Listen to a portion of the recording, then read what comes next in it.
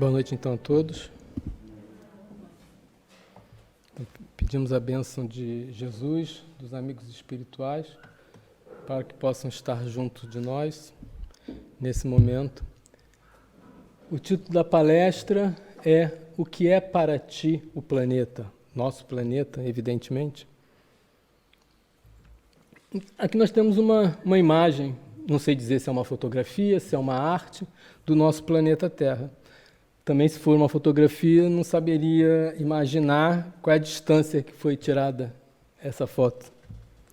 Mas aqui nós temos uma imagem. Essa imagem, isso é uma foto real, foi tirada a 20 quilômetros de altitude. Ou seja, mais ou menos como daqui até quase a Curia de altitude.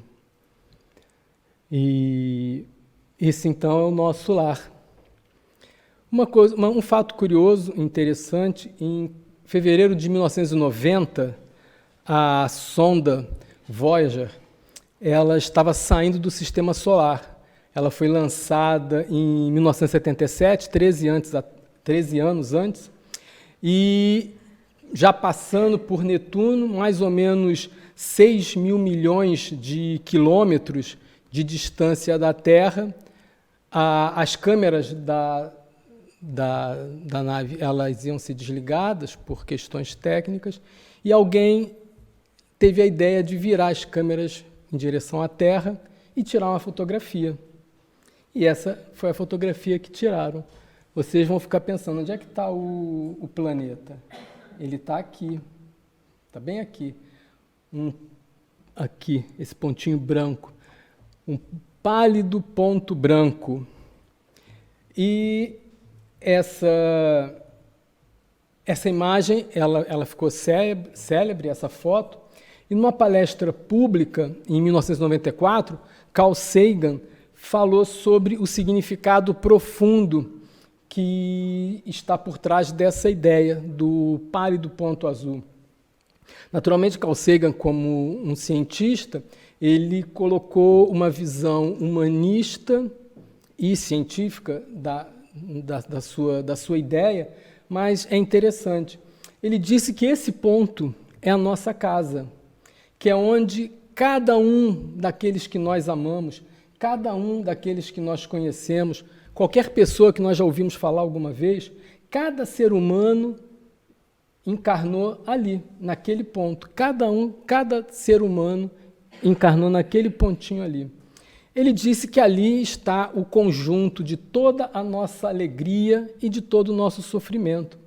As milhares de religiões, ideologias, cada herói e cada covarde, cada criador e cada destruidor de civilização, cada rei e cada camponês, cada herói e cada covarde, cada pai, cada mãe, cada criança cheia de esperança, cada inventor, cada explorador, cada professor de ética, cada político corrupto, cada superestrela, cada líder supremo, cada santo e cada pecador da história da nossa espécie, da espécie humana, viveu ali, naquele pontinho ali.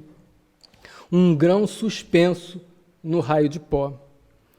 Então, mostra-nos a pequenez nossa diante de todo esse universo. Ou seja, a 6 mil milhões de quilômetros de distância da Terra, a Terra é apenas um pontinho. Essa foto ela foi reprocessada depois, em 2020, com o aniversário de 30 anos de que ela foi tirada, e melhorando a qualidade dela, e ela está isso aí. A nossa Terra, ela existe há 4 mil milhões e meio de anos, aproximadamente.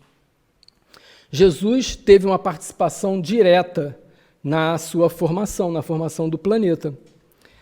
E no livro A Caminho da Luz, Emmanuel chama Jesus de o divino escultor.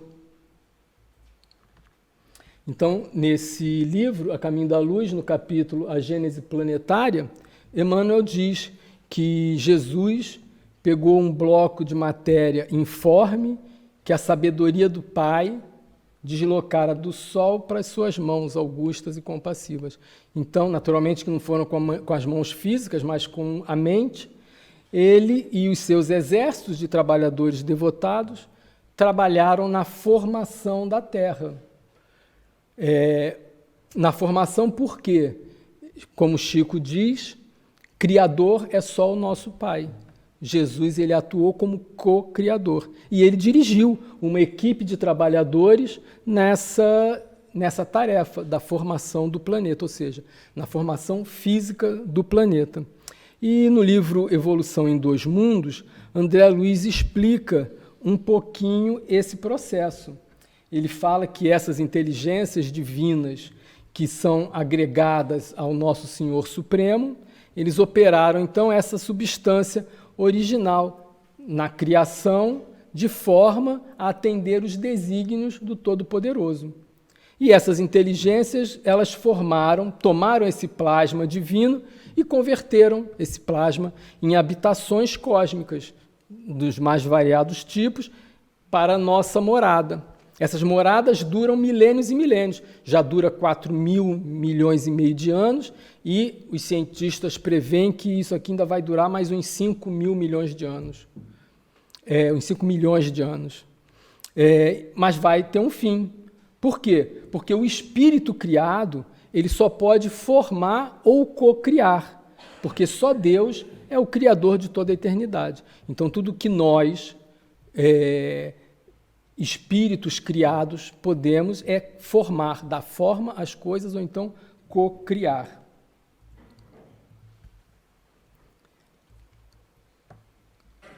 No livro Os Exilados da Capela, fala sobre a evolução humana que ocorreu na Terra em 3 ciclos, ou seja, o autor espiritual, ele define, ele descreve como 3 ciclos, divide a nossa evolução em 3 ciclos.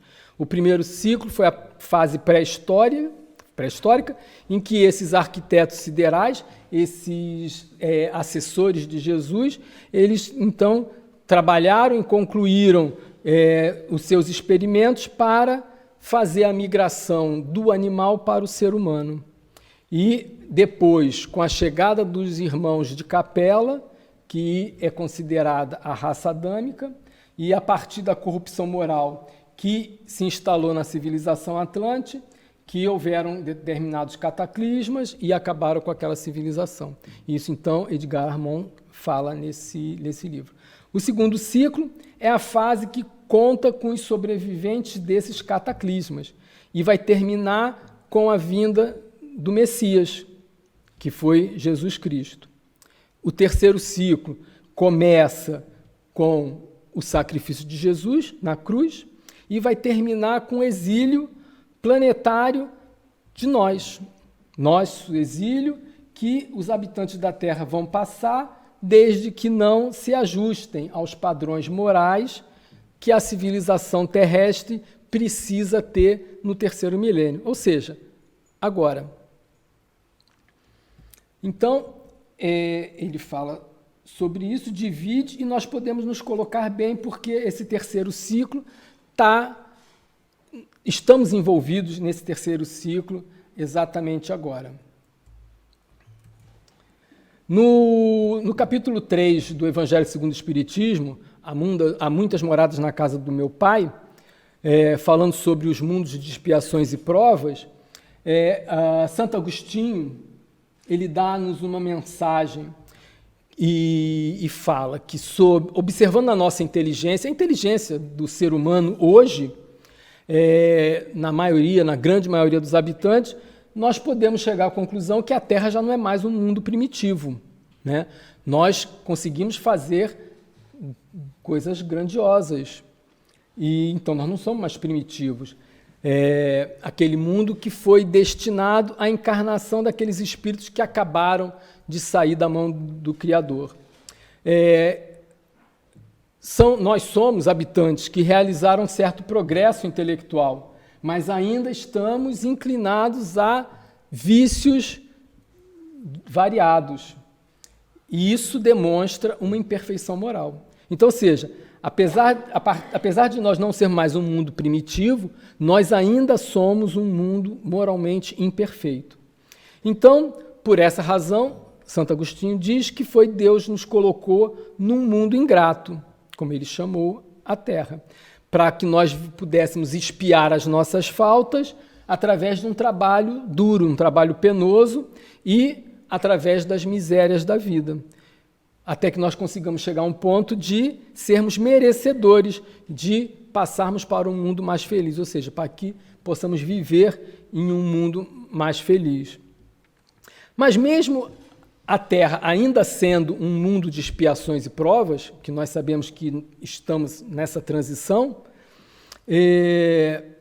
não quer dizer que todos os habitantes pertençam a uma única classificação, ou seja, nós não podemos esperar que todos os habitantes da Terra, podemos até incluir os desencarnados, os que vivem na psicosfera da Terra, estejam exatamente no mesmo nível evolutivo. Então ele diz, né, que os espíritos em expiação são estrangeiros na Terra, ou seja, aqueles espíritos que estão expiando são estrangeiros na Terra. Já viveram em muitos mundos, em outros mundos, em um ou mais, e foram excluídos daquele mundo em que já viveram por causa da obstinação do mal. E por terem, naquele mundo, constituído causa de perturbação. Eles tiveram que ser degradados, foram obrigados a saírem por algum tempo daquele mundo para conviver com espíritos mais atrasados, como aconteceu com os irmãos de capela aqui na Terra, para que eles, tendo inteligência, sendo dotados de inteligência, eles ajudam aqueles habitantes daquele planeta que estão saindo da infância a progredirem, a aprenderem a progredirem. E esses espíritos que foram degradados, eles também passam, dessa forma, por um processo de depuração. E aí, então, eles adquirem a esperada transformação moral que os habilitam a voltar para o planeta original. Então, nós poderíamos dizer que temos os selvagens, que são os espíritos nativos do planeta, que são oriundos, foram formados no planeta, criados por Deus no planeta. Temos os semi-civilizados, que são espíritos que são oriundos do planeta, mas já alcançaram alguma evolução, alcançaram um progresso maior, podem possivelmente ter migrado para outros planetas por conta do avanço que constituíram, e os tais estrangeiros, que foram degradados de outros orbes, têm a inteligência desenvolvida em função do germe dos conhecimentos que eles já tiraram. Então, nós estamos aqui, todos, como diria, todos juntos e misturados, né? Todos nós estamos aqui aprendendo, estamos reaprendendo, melhores ou piores, estamos progredindo, mais rápido, mais lentamente. Então, estamos aqui, todos nós, olhando um para o outro, não sabemos efetivamente quem é oriundo do planeta, quem foi degradado de outro planeta, etc. Então, em função do progresso que vai adquirindo, eles podem voltar, nós, habitantes do planeta, podemos voltar para o nosso planeta de origem, ou então, se somos oriundos da Terra, podemos ir para um outro planeta, estagiar, né? Como nós vemos na literatura espírita, tantos relatos a esse respeito. Então, para ti, o que é o planeta? Nós poderíamos dizer que o planeta é uma série de coisas diferentes. Eu poderia perguntar aqui para todos, perguntar a opinião, o que é para ti o planeta? E cada um podia dar uma definição diferente. Então, procurando, conseguimos elencar algumas, né? Então, o planeta é uma escola, o planeta é um hospital, o planeta é uma prisão, é uma oficina, é um intercâmbio, é uma estação, pode ser várias coisas. Então, uma escola. Nós temos no livro Fonte Viva, a mensagem 152, Emmanuel, na mensagem intitulada Vem, Emmanuel diz que a Terra é uma grande escola das almas, em que se educam alunos de todas as idades. A idade aí não é a idade cronológica da encarnação, é a idade do ponto de vista da criação. Nós vivemos num jardim de infância espiritual. Então, o nosso objetivo é nos libertar das imperfeições. E libertar as imperfeições significa o quê? Significa aprender alguma coisa. Então, portanto, nós precisamos aprender a perdoar, aprender a compartilhar, aprender a tolerar, aprender a servir, aprender a respeitar, aprender. Precisamos aprender. Estamos aqui, dentre outras coisas, para aprender. Então, nós poderíamos dizer que a Terra é uma escola. Jesus, no Evangelho de Mateus, capítulo 9, versículo 12, disse: os sãos não precisam de médico, mas sim os enfermos. Então, poderíamos considerar o nosso planeta como um hospital. Só que a nossa enfermidade, ela vai muito além das anormalidades físicas, ou seja, as doenças orgânicas. Ela abrange também as deformações do espírito. Então, as doenças morais. Jesus sempre se prontificou a nos orientar de forma holística, ou seja, de forma abrangente, para que nós pudéssemos ter essa saúde plena. Quer dizer, o equilíbrio necessário entre essas duas naturezas de que nós somos, a natureza física e a natureza espiritual, né? Nós sabemos que a doença física, ela é apenas uma exteriorização da doença espiritual, né? Então, a nível de longo prazo, nós podemos pensar que se eu tenho uma doença física, eu preciso curar a minha deformidade espiritual que deu origem a essa doença física, para que eu possa, então, me curar. É como aquela questão, eu tenho algum problema de saúde, eu tomo um remédio para dor de cabeça. Eu atuo na dor, mas não atuo na enfermidade. Então, de forma global, Jesus nos orienta a superarmos, a cuidarmos da nossa saúde. Diante da condição evolutiva que nós enfrentamos, que ainda estamos muito distantes da perfeição, nós podemos até nos considerar com uma boa saúde física, né? Nós podemos ver diversas pessoas, e eu posso me dizer que eu raramente adoeço, graças a Deus. Então, quer dizer, a saúde física vai bem, obrigado, mas a saúde espiritual, nem por isso, né? Então, ou seja, quem é que tem ampla saúde espiritual? A medicina terrena, ela ainda oferece recurso apenas para ajuste do corpo. Nós ainda estamos engatinhando nos trabalhos de aprendizado do tratamento espiritual na medicina. E os ensinamentos de Jesus dão uma base sólida para a saúde espiritual.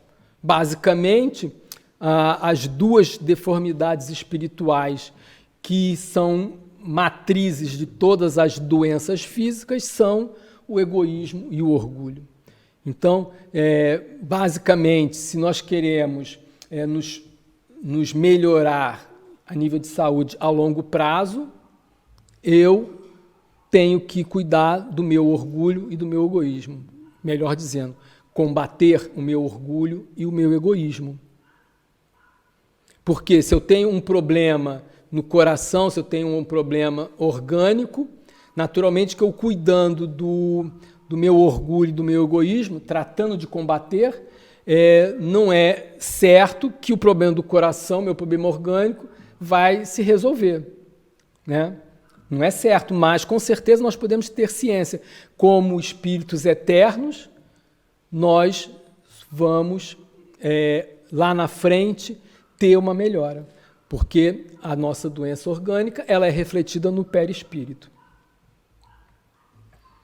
No capítulo 3 do Evangelho segundo o Espiritismo, os diferentes estados da alma na erraticidade, há um comentário que fala, né, a casa do Pai é o universo. As diferentes moradas são os mundos que circundam o espaço infinito e oferecem aos espíritos que vão encarnar neles as moradas apropriadas ao seu adiantamento. Ou seja, nós encarnamos nos mundos que são apropriados para o nosso nível evolutivo. E o comentário continua dizendo, enquanto uns não podem se afastar da esfera de onde viveram, outros se elevam e percorrem o espaço e os mundos. Enquanto alguns espíritos culpados erram nas trevas, os bem-aventurados gozam de resplandente claridade no espetáculo sublime do infinito. E, finalmente, enquanto o mal, que está atormentado de remorsos e pesares, muitas vezes ele insulado, sem consolação, se separa dos que constituem um objeto das suas afeições, pena sob o rigor dos sofrimentos morais. E o justo, ao contrário, em convívio com aqueles que ama, frui das delícias de uma felicidade indizível.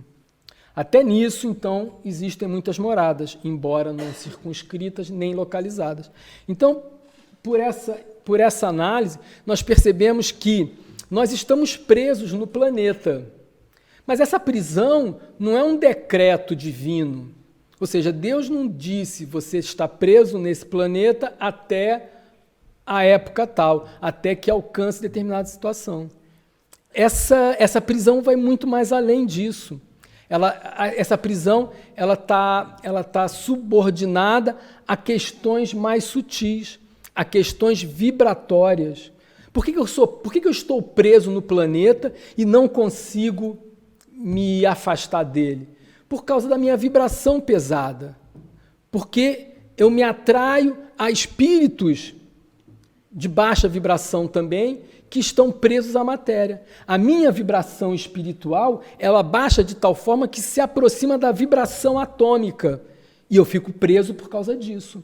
É como se fosse um grande magneto à Terra e eu estou nessa vibração e fico preso. Por mais que eu queira sair, eu não consigo. Eu posso sair se eu conseguir aumentar a vibração.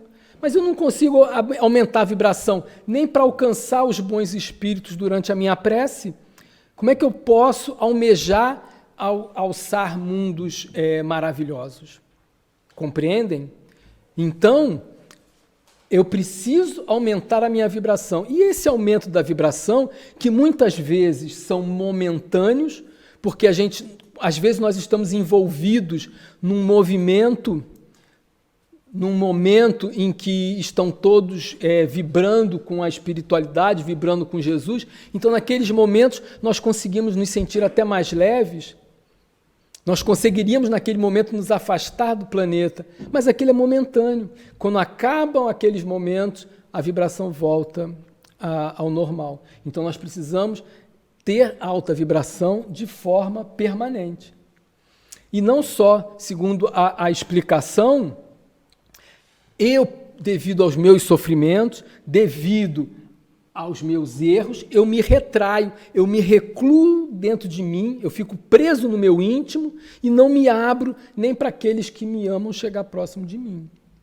As reuniões mediúnicas estão cheias de exemplos dessa natureza, em que aqueles irmãos que estão ali para esclarecer mostram que eles têm direito à vida eterna, eles têm direito à evolução, a caminhar, e que eles precisam se abrir para aqueles que os amam. Então, a Terra, de certa forma, é uma prisão. Jesus, no Evangelho de João, capítulo 5, versículo 17, disse: meu Pai trabalha até agora e eu trabalho também. Na questão 674 do Livro dos Espíritos, Kardec pergunta: a necessidade do trabalho é lei da natureza? E os espíritos respondem: o trabalho é lei da natureza, por isso mesmo que constitui uma necessidade. E na questão 675, ele pergunta: por trabalho só se devem entender as obrigações materiais? Não, o espírito trabalha assim como o corpo. Toda ocupação é útil ao trabalho. Naturalmente, nós encarnados na Terra, o trabalho mais importante é o trabalho material. É o trabalho que nos disciplina, é o trabalho que nos dá responsabilidade, é o trabalho que nos faz progredir intelectualmente. Então, nós precisamos do trabalho material também, e principalmente, mas não o único, porque nós somos aptos, nós temos capacidade também de desempenhar o trabalho não material, o trabalho espiritual, o trabalho da caridade, o trabalho da orientação, o trabalho da leitura para poder discutir e promover o intercâmbio de ideias e assim, o aflorescimento do conhecimento. Mas isso não quer dizer também que fora da matéria, os mundos que não são materiais, não vai existir trabalho. Porque na questão 678, o Kardec pergunta: nos mundos mais aperfeiçoados, o homem é submetido à mesma necessidade de trabalho? Ou seja, aqueles mundos mais aperfeiçoados. E os espíritos respondem: a natureza do trabalho é relativa à natureza das necessidades. Quanto menos necessidades materiais, menos material é o trabalho. Então, não vamos julgar por isso que o homem vai permanecer inativo e inútil, né? Numa palestra que nós assistimos aqui, falando sobre a vida em Júpiter, o então oleiro que encarnou na Terra, Bernard Palissy, ele, numa entrevista, ele era habitante de Júpiter e ele disse que a principal atividade dos espíritos que lá encarnam é inspirar nós humanos bons pensamentos. Ou seja, então lá, segundo essa declaração, esse é o trabalho deles, ou um dos trabalhos, né? Imagina nós aqui na Terra, acordar 8 horas da manhã, eu tenho que inspirar mentalmente fulano de tal. Ah, não, eu vou dormir mais um pouquinho. Depois do almoço eu faço, né? Lá eles têm essa tarefa por ordinário. Então nós ainda somos, eu li essa citação em algum sítio, mas eu não consegui encontrar o autor. Somos pedras brutas sendo lapidadas pelos golpes da vida. Uns nos dão forma, outros nos dão brilho, mas todos agregam valor à existência. Então nós somos espíritos ainda embrutecidos e estamos sendo lapidados através das nossas expiações, através das dificuldades que nós passamos, através do trabalho. Então, alguns nos dão forma, outros nos dão brilho. Então, nós, através do trabalho, nós vamos nos desenvolvendo. Então, poderemos considerar a Terra como uma oficina. E Jesus também disse no Evangelho de João: na casa do meu Pai há muitas moradas. Se não fosse assim, eu vos teria dito, pois vou preparar-vos o lugar. E quando for e vos tiver preparado o lugar, eu virei novamente e vos levarei comigo, a fim de que onde eu estiver, estejais vós também. E para onde eu vou, conheceis o caminho. Então, nós podemos pensar sobre isso, né? Jesus foi explícito, não há questão de interpretação aí. Há muitas moradas na casa do Pai. Então, o espírito pode viver em várias moradas. Não há dar volta a essa declaração de Jesus. No livro A Gênese, no item A Geração Nova, Kardec fala que a nossa época atual, isso já desde a época em que o livro A Gênese foi escrito, nós vivemos uma época de transição. Confundem-se os elementos de duas gerações. Nós nos colocamos no ponto intermediário vamos assistindo a partida de um e a chegada de outra. Então, ok, isso é uma imigração. Existe a emigração, a partida de uns, porque espíritos, aqueles espíritos que ainda não foram tocados pelo sentimento do bem, vão emigrar para mundos inferiores, porque eles não coadunam mais com o planeta. Eles vão atrapalhar a evolução, a continuidade da evolução planetária. Então, eles emigram para um outro planeta em que eles, por terem alcançado já uma evolução intelectual, eles vão trabalhar no auxílio de outros espíritos mais atrasados. Ou seja, aquele outro planeta vai ser para eles a nova oficina. E também a imigração, porque os espíritos que aqui ficarem vão receber outros de planos superiores para trazer novos ensinamentos, para trazer novas experiências para nós. Então, é o motivo da vinda dos missionários para o nosso orbe.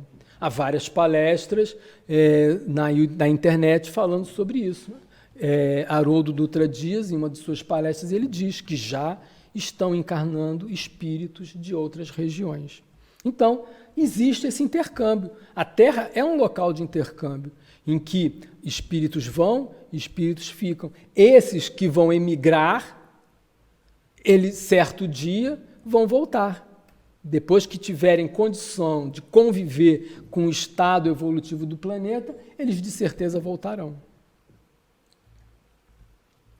No livro Renovando Atitudes, do Espírito Hamed, no mensagem 35, O Belo Plano Terra, ele diz o seguinte: realmente a Terra é um minúsculo grão de areia no imenso cosmo universal. Mundos incontáveis, estrelas de maior grandeza que o Sol, circulam pelos complexos interplanetários e constelações inúmeras se encaixam em galáxias de milhares de anos-luz de distância. A nossa ciência já diz que a Via Láctea, a galáxia onde o nosso sistema solar se situa, tem mais de 200 milhões de estrelas que estão espalhadas de forma harmônica pelas nebulosas. Quem já viu, a Via Láctea tem a sua forma espiralada, ela tem uma extensão de uma ponta a outra de aproximadamente 100 mil anos-luz. É uma distância incalculável para se percorrer de uma extremidade à outra. Então, nós vivemos num turbilhão de galáxias e mais galáxias. A Via Láctea é apenas uma delas. Nós somos viajores no espaço, habitantes do universo em busca de perfeição. E o nosso destino é a felicidade plena. Então, a Terra hoje, ela é um planeta de provas e expiações. Nós estamos nessa estação. Nós vamos passar por uma nova estação, que é a estação de regeneração. E assim por diante. Também podemos interpretar o planeta Terra como uma estação, se eu considerar que os espíritos, por processo migratório, passam de um planeta para outro, e a Terra é apenas uma estação onde os espíritos para cá vêm, passam e estagiam.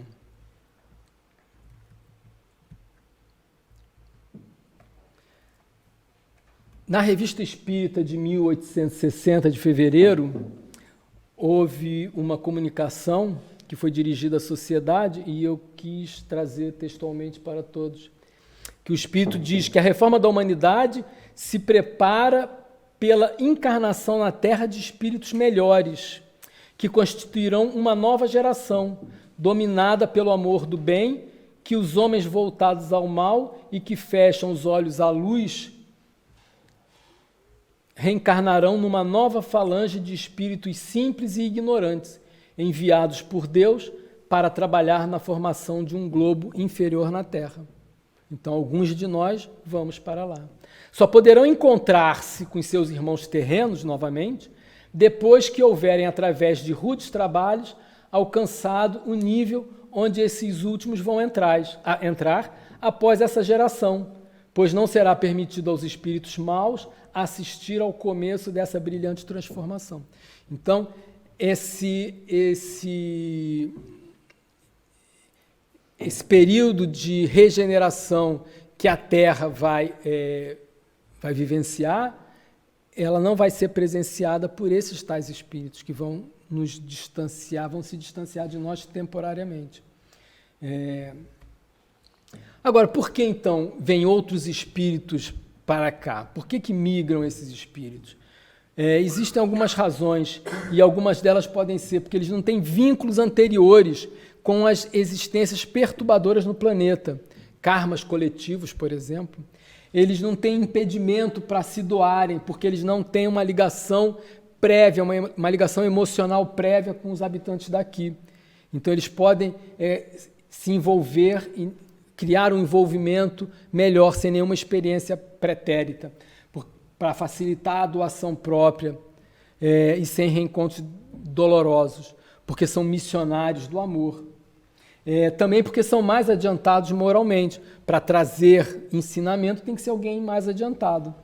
Então eles vão nos trazer exemplos edificantes, vão passar por possibilidades de sacrifícios pessoais, porque da mesma forma que nós, aqueles de nós que sairmos daqui para um planeta inferior, nós vamos desempenhar um trabalho maravilhoso, mas vai ser muito penoso para cada um de nós que formos.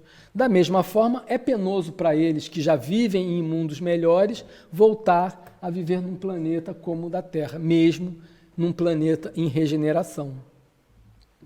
E eles vão vivenciar também, porque eles vão migrar para esse planeta, vão viver uma espécie de exílio temporário. Então, eles vão abandonar aqueles seres que amam, que convivem, para virem para cá, passar por um exílio temporário. Eles, às vezes, são espíritos que, apesar de serem intelectualmente desenvolvidos, precisam da vivência amorosa. Então, esse amor-doação que eles precisam também aprender, se calhar, em doar para nós. Em contato conosco, que somos menos evoluídos, então eles vão sentir aquela necessidade de carinho e afeto. E vão aprender, então, a solidariedade. E os deserdados da Terra, aqueles que vão sair daqui? São espíritos rebeldes e desajustados. São aqueles espíritos que defendem a teoria da diferenciação das raças, que esqueceram-se da unicidade da raça espiritual, que como espírito nós pertencemos a uma única raça. Aqueles seres belicosos também, que quiseram promover seleção das raças pelo conflito, pelo domínio, pela exterminação, que infelizmente até neste ano, nos dias de hoje, nós presenciamos isso no nosso planeta. Inacreditável. Também vão para lá, vão ser deserdados os criminosos de guerra, não só aqueles dos exércitos derrotados, mas também dos exércitos vencedores, principalmente das guerras que aconteceram durante o século XX para cá. Aqueles também cujo aprendizado reparador dos próprios atos, depois de esgotadas todas as chances que Cristo deu para que, através das reencarnações, pudesse se libertar, ele, então, chegou a vez de ir para um outro orbe, para lá proceder, então, essa tarefa, como aconteceu aqui na Terra há milênios atrás. Então, eu vou terminar com duas passagens falando sobre esse momento de transição, uma mensagem de Manuel Filomeno de Miranda no livro Transição Planetária.